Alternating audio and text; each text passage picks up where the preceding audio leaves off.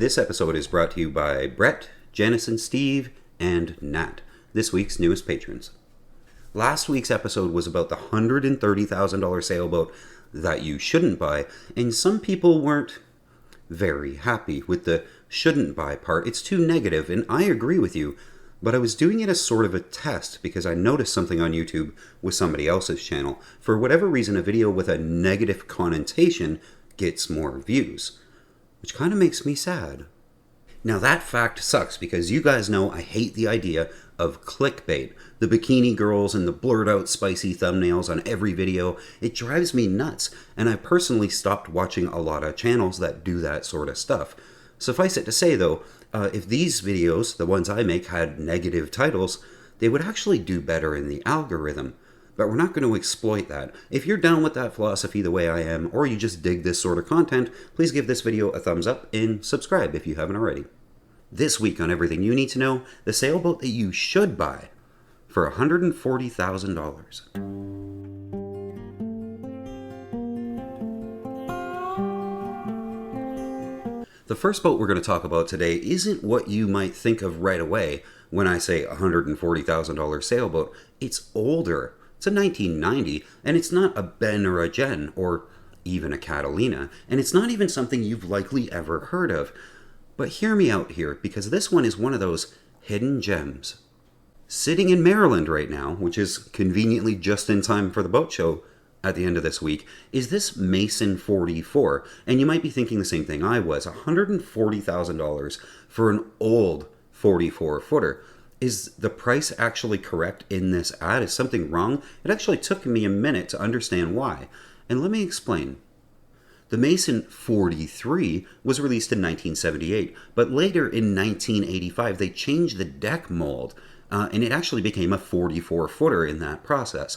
Now these boats were built in Taiwan, and they only made about 180 of them, so they aren't the sort of thing that you're going to see everywhere. They're kind of rare, but not in a bad way.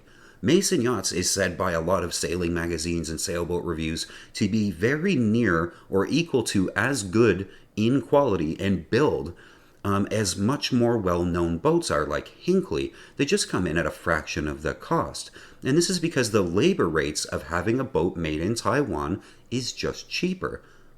Al Mason, who designed this boat, got his start working with Carl Alberg, which, if you know anything about Albergs, it shows in the design of this boat. And he also worked with the likes of John Alden, Philip Rhodes, and even Sparkman and Stevens, who are my favorite designers, kind of because I have one. But then he went out on his own and he made this beautiful yacht. So, other than a very well-built, solid cruising sailboat, what do we get for our 140 grand here? We get an extremely beautiful traditional design boat, very traditional, and we get a monstrous full keel. This is the kind of boat that you cross oceans with, the kind of thing that will withstand terrible seas. This is the kind of keel that you would heave to in 60 or 70 mile an hour winds, and instead of losing your mind, you just go downstairs and make some dinner. This weather battleship is designed to do the job with an abundance of comfort and ocean-going, real, true-blooded blue water safety. Downstairs, we get a typical, albeit slightly small, C-shaped dinette in the interior with all the wood that you could ever want to polish. And there's a serious lack of pictures in this ad from this seller, so I'm going to go find some other Mason 44 pictures that I can show you. On these boats, we get a lovely big cockpit with more wood to polish and some seriously big seagoing winches.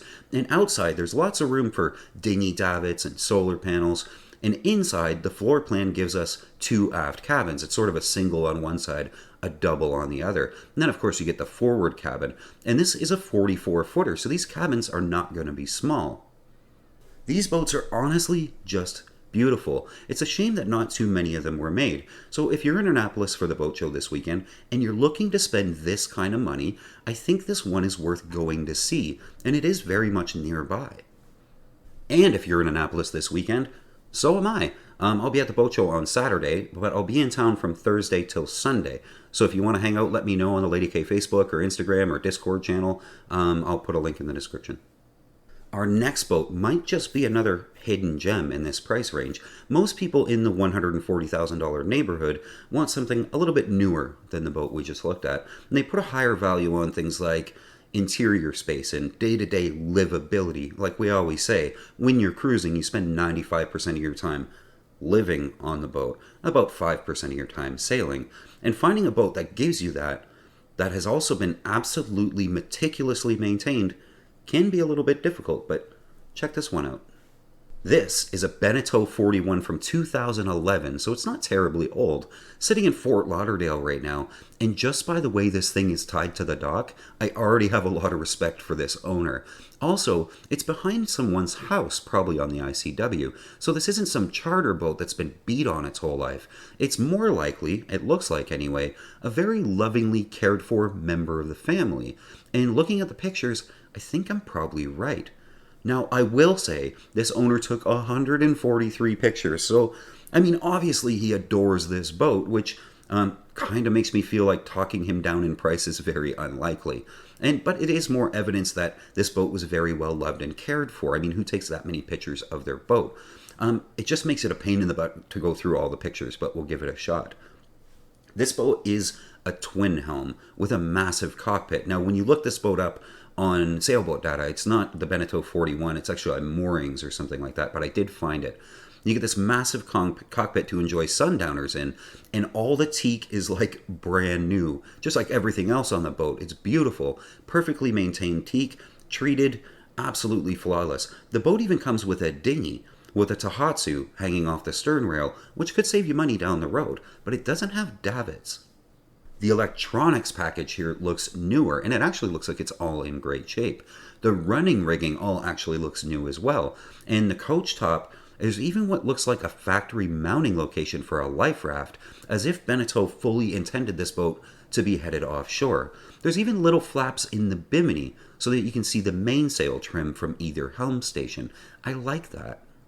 Inside, more of the same. You get a beautiful, well cared for interior, these beautiful white cushions. All the wood in here looks perfect. I don't see any water stains as hard as I'm trying to find any. There's modern electronics in here too, at what looks to be a very comfortable nav station. I can definitely see sitting here with a laptop and getting some work done when I'm sitting in an anchorage. And this model has the split aft cabin, so there's sort of one for storage typically and one for guests or for the owner. And you get a large V-berth up front with a head right beside it. And the aft cabins are actually a lot bigger than they look. They're very roomy. They have cupboards for your clothes and they have shelves. And then they have a very big aft head right beside them. And this head is gorgeous. It even has a separate shower stall. This head is like an eighth of the entire floor plan of the boat. It's awesome. And this boat isn't just another floating Condo plastic production boat either. It's 17,000 pounds, which is kind of ideal if you're going to the Caribbean. It's heavy enough to take some of the weather coastal cruising is going to throw at you, but it's only a 5-foot draft. So you can still go to the Bahamas and anchor pretty much anywhere you want. I have a 5-foot draft, and I did. You even get 200 gallons of fresh water to keep you moving if you don't want to put a water maker on it. And if you're island hopping, that's plenty. I honestly can't see an issue with this boat, other than it does seem to be, for a Beneteau 41, sort of at the top of its price range for this model. But I think that's reflected in how well maintained it is. I'd love to see the survey on this thing. If any of you guys go take a look at this gorgeous boat, please send me the survey. Lady K Sailing is brought to you by patrons, people who give a couple of bucks an episode. It not only makes these videos possible, but these folks are also creating a really active community sort of behind the scenes of the YouTube videos. If you'd like to support the channel or become part of the community, please consider becoming a patron. Now, I always get in trouble in these videos because we don't talk about Pacific Seacraft enough. And it's not because I don't like them or something, or that they're bad. They're not. Honestly, it's because I just haven't seen any below 140 grand. Seriously, none have turned up. None have been for sale until now. Pacific Seacraft was founded in the mid-70s, and they specialize in sort of rock-solid, heavy, overbuilt, ocean-going offshore sailboats. And the most common ones were designed by William Creelock. And we don't see many because, well, there aren't all that many around. And the ones that people do have, they don't usually sell. Not cheap, anyway. And by not cheap, I mean this thing. This is only 34 feet long. A A 34 footer for 140 grand.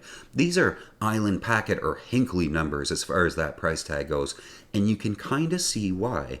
You get a very traditional looking sort of canoe stern boat, but it's the little things like external chain plates. Ask any ocean going cruiser how awesome it would be to have external chain plates. Easy inspection, rock solid, easy to replace, and you can adjust them up and down if you change the rig at all, and there's no holes in the deck for water to get in.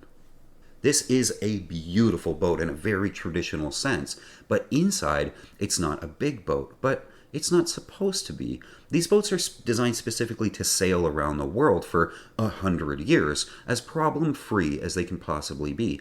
This amazing example even has a self-steering wind vane hanging off the back in what I can only say is a mirror finish of stainless steel. That is a work of art all by itself.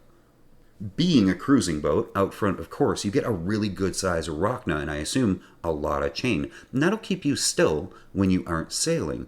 But you also get a really robust cutter rig to keep you moving when you are sailing. And you get a life raft just in case you aren't doing either of those things very well. Though I suspect it's just for looks, because these boats are almost indestructible. I suspect some of the price tag on this boat also stems from all the money the owner put into it, with really nice winches and actual modern electronics and navigation systems, as well as a clean and tidy set of running rigging. It almost looks like it's all been replaced. Inside, it's spotless as well. It doesn't look all that tired for its age, and I'm betting that sink is brand new.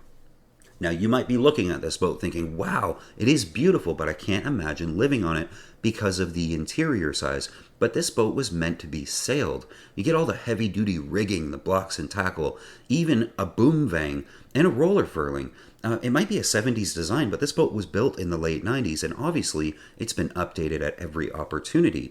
This kind of brings me to a point I want to make, because I hope a lot of people buy boats and sort of do boat shopping. And there are three types of people looking at the specific Seacraft right now, having just seen the Beneteau before it that we looked at a few minutes ago.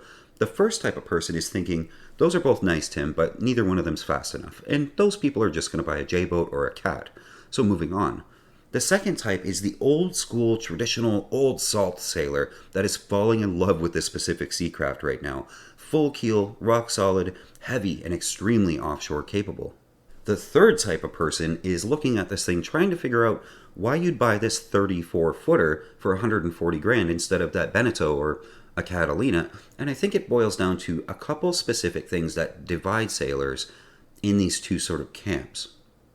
In the 60s and 70s, when most of these older traditional style boats were being designed by Carl Alberg and the likes, the cruising world was a very different landscape. We didn't have GPS to make navigation easy, for example. We didn't have cruising guides that you could pick up that would be written by cruisers that went before you to sort of guide you along your way.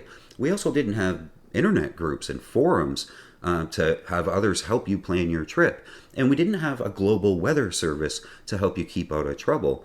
All you got were some paper charts that may or may not be super accurate, especially when you get into the out islands. And that's it. Away you went. So you're out there in the deep blue unknown. You have no EPIRB, no fancy life raft, just you versus the world with no one to help you. You needed a full keel monster of a heavy boat because you needed to survive. You needed countless spare parts and mechanical self-steering like the Pacific Seacraft has, and very simple amenities that wouldn't break so often. And all that sounds wonderful, a very romantic style of cruising, and I love it. And all the best sailing stories come from that generation of sailor. But the world of cruising changed sometime in the 90s, partly with GPS and lower cost water makers and things like that. Cruising guides became available and long-range radios and EPIRBs. The world got a lot smaller too with the advent of the internet and the cruising groups and now YouTube. And when you look at these two interiors side by side and imagine them to be the same price, which they are, it becomes very difficult for someone who grew up with all the modern amenities to imagine why in the world you'd want the older design. Now, paper charts and solid seamanship are not lost on me, not in the slightest. You absolutely have to know what you're doing to go and do this. It just became a lot easier to do, and we stopped needing to be out in the ocean for weeks on end with these full keel, sort of all by yourself for months on end kind of boats.